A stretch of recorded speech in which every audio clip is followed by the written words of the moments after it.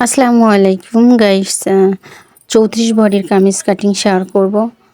তো আশা করি তোমরা পুরো ভিডিও স্কিপ না করে দেখবা।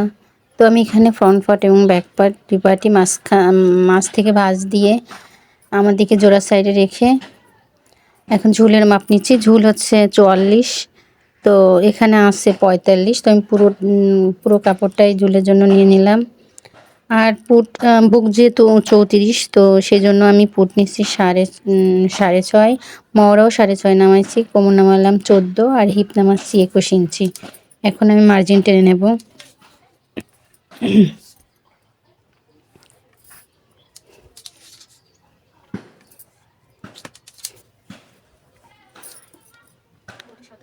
আর এখানে বডি যেহেতু 34, তো 34 4 ভাগের 1 ভাগ 8.5 আর 1.5 ইঞ্চি আমি বাড়তি সেলাইয়ের জন্য নিচ্ছি।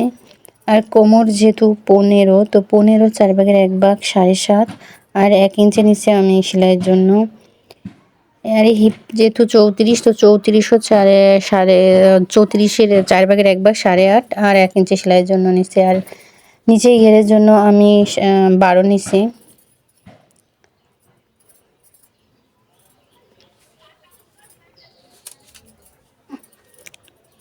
এখন আমি মার্জিনগুলো দিয়ে নেব।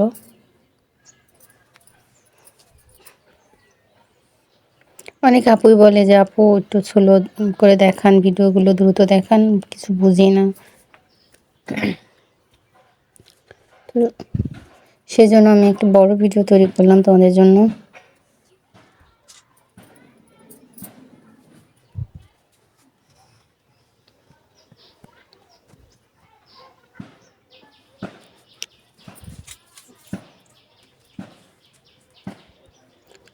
আর গলার জন্য আমি 2.5 ইঞ্চি নিচ্ছি, গলা 2.5 ইঞ্চি আর নামাবো আমি 5.5 নামিয়ে একটা বক্স তৈরি করে নিলাম।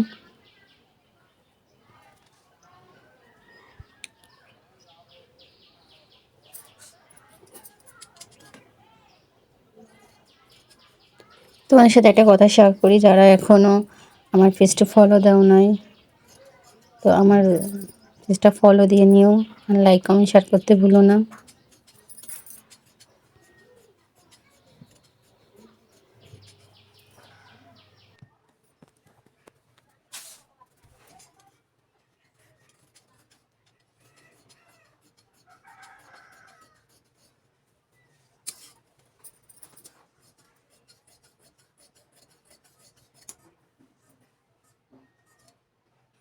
এখন আমি হিপ এবং কোমরের চিহ্ন দিয়ে নেব। এই চিহ্নটা দিলে সেলাই করতে সুবিধা হয়।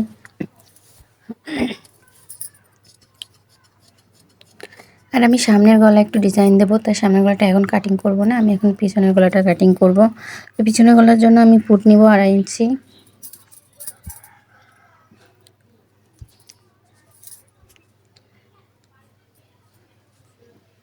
আর নামালাম হচ্ছে 4 ইঞ্চি।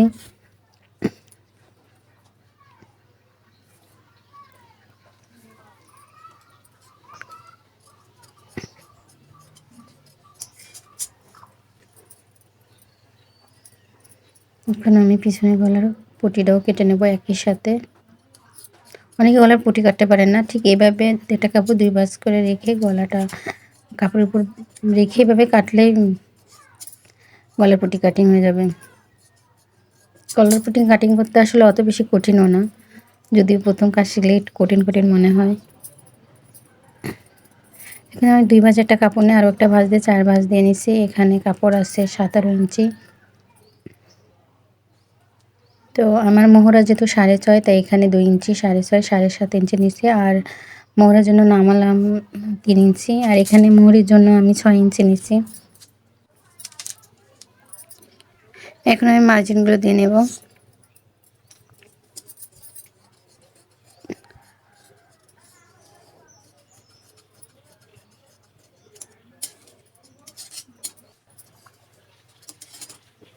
আমার ভিডিও দেখার জন্য সবাইকে অসংখ্য ধন্যবাদ।